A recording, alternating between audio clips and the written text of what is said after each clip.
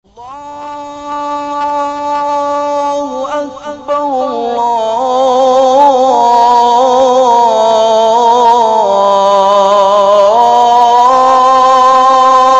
Allahu Akbar. Asyhadu an la ilaha illallah.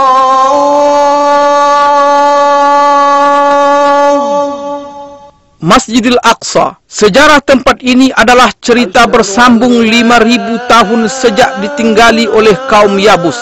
Kemudian penduduk keturunan Kan'an yang berdarah Arab turun-temurun menempatinya dan menjadi bagian yang tak terpisahkan dari tanah ini.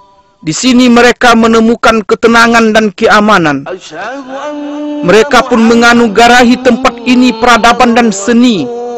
Dan tempat ini membalas dengan aliran kebaikan dan barakah seolah-olah seperti pohon zaitun yang merupakan simbol cinta dan anugerah. Sepanjang masa ini, kota ini telah mengalami lebih dari 25 peperangan yang semuanya bisa dilewati.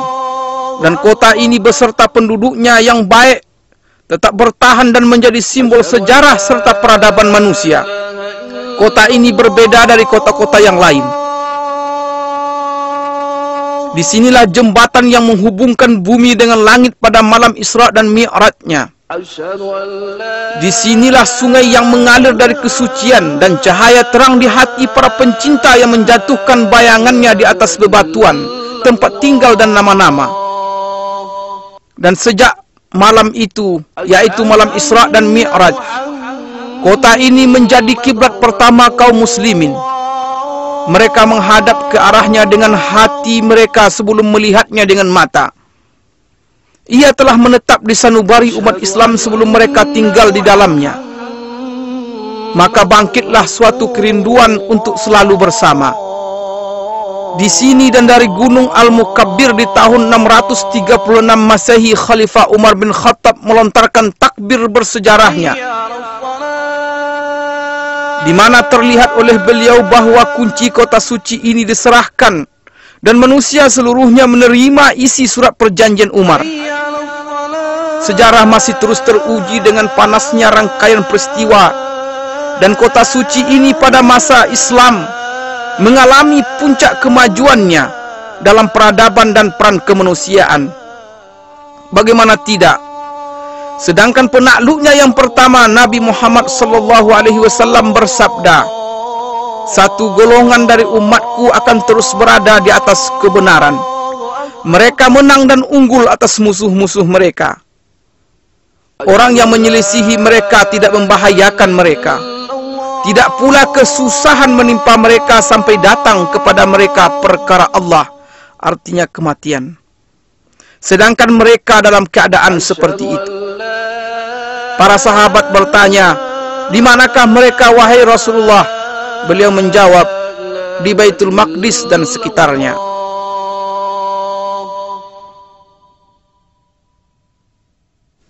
Al-Aqsa atau Tanah Kudus yang mulia, luasnya mencapai 146, dan ini mencakup semua bagian yang terletak di dalam pagar Masjidil Aqsa yang diberkahi. Di dalamnya terdapat banyak jalanan dan tenda-tenda yang didirikan oleh para raja dan gubernur, serta banyak jalan air, dan yang paling terkenal jalan air Qaitbay, serta lebih dari 25 sumur air tawar. Ini adalah Masjidil Aqsa yang dirancang oleh Khalifah Umar bin Khattab. Adapun dengan bentuknya yang sekarang, Masjidil Aqsa dibangun oleh Khalifah Abdul Malik bin Marwan dan diselesaikan oleh putranya Khalifah Al-Walid bin Abdul Malik pada tahun 705 Masehi. Dahulu, Masjidil Aqsa diterangi dengan 1.700 lampu. Orang-orang yang tak bisa mengunjunginya mengirimkan minyak untuk menghidupkan lampu-lampu ini.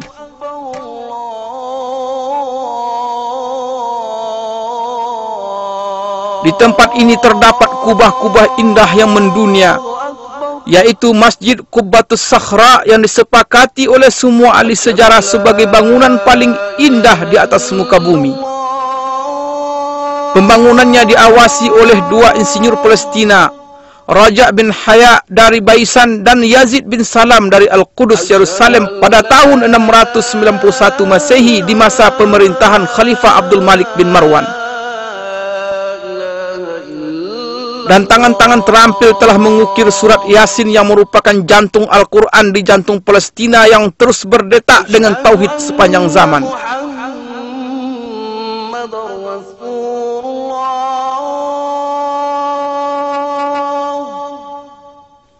Masjidil Aqsa memiliki 10 pintu, dan kota Al-Qudus yang sekarang disebut dengan Al-Baldah Al-Qadimah, artinya kota lama, memiliki 7 pintu. Ini di luar beberapa pintu masjid dan pintu kota yang ditutup. Pagar kota Al-Qudus yang bersejarah telah dicoba diruntuhkan lebih dari 17 kali, namun selalu bisa segera tegak kembali. Renovasi terakhir dilakukan pada masa Sultan Sulaiman Al-Qanuni di tahun 1536 Masehi. Al-Qudus dikelilingi oleh 4 menara tinggi dan 34 menara biasa. Di sini, di setiap jengkal dan pojok terdapat barakah, ketinggian dan keindahan menara-menara yang ramah dengan panggilan langit. Kubah-kubah yang tersohor di jalan-jalan ketinggian, mihrab-mihrab yang salat di dalamnya tidak menunjukkan selain kesucian, dan tempat-tempat duduk yang mengingatkan kepada orang-orang berbudi.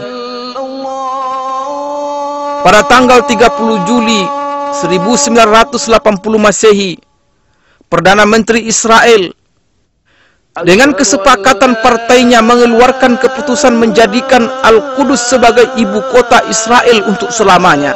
سندافع عن المدينة الثالثة في الإسلام بكل ما تستطيع ولن تبخل عليها بدم. Kita akan pertahankan kota ketiga Islam ini dengan segala kemampuan dan tidak akan keberatan untuk menumpahkan darah karenanya. Di saat umat Islam kehilangan ingatan, saat itulah Al-Qudus akan hilang.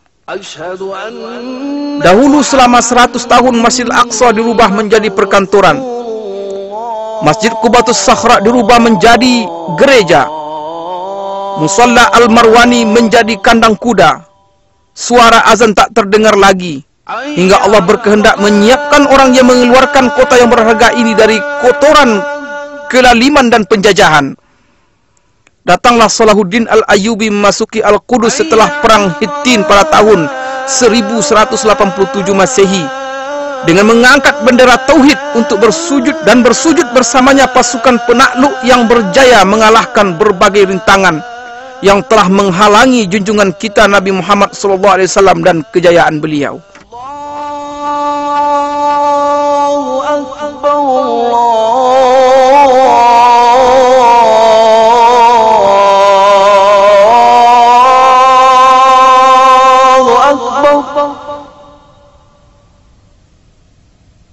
أشهد أن لا إله إلا الله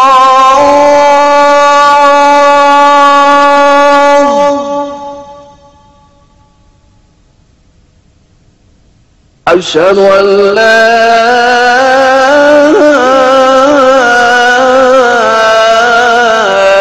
إله إلا الله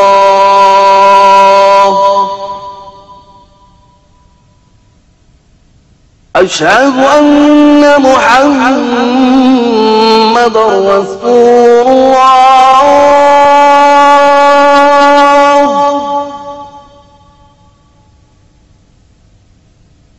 أشهد أن محمدا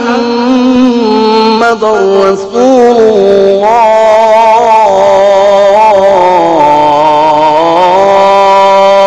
الله حي على الصلاة